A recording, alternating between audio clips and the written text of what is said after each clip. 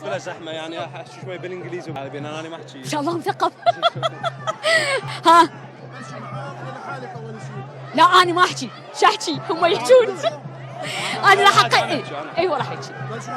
اي عادي خليه ماكو مشكله، بس انت حاول تطولني. شو اسوي؟ انزل.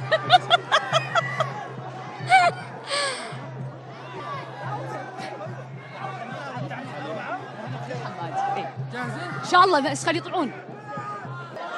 هتافات الجمهور. هتاف الجمهور العراقي، مبارك لكل العراقي، مبارك لجميع الجماهير العراقية. يعني فرحة جميلة، كان أداء المنتخب مميز اليوم، يعني بحاجة إلى انسجام أكثر حتى يعني تكون النتائج أفضل. طبعا أنا ما يعني قد ما أقول قد ما أتكلم ماكو شيء يعبر عن الفرحة اللي دا نحس بيها. مبارك لكل العراقيين هذا الفوز، وإن كانت اللعبة ودية لكن أدى المنتخب ما عليه. معي أحد الأبطال اللي سجلوا هدف اليوم بالمباراة، معي كابتن علي الحمادي. كابتن مبارك الفوز. شكرا تسلمين. الحمد لله الشكر.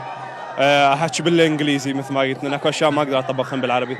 الحمد لله الشكر. We performed a very good game. We can be still better in some aspects of the game like the defense and the attack. But overall I think we're happy with the performance. وطبقنا الوجبات المدرب راتهم اللي عندنا بالهجوم والدفاع، وان شاء الله يعني بالمستقبل افضل همين ونظل على نفس المستوى. we take this into the World Cup qualifiers so then we can be more prepared. That's it. الحمد لله. Thank you very much. شكرا. طبعا معي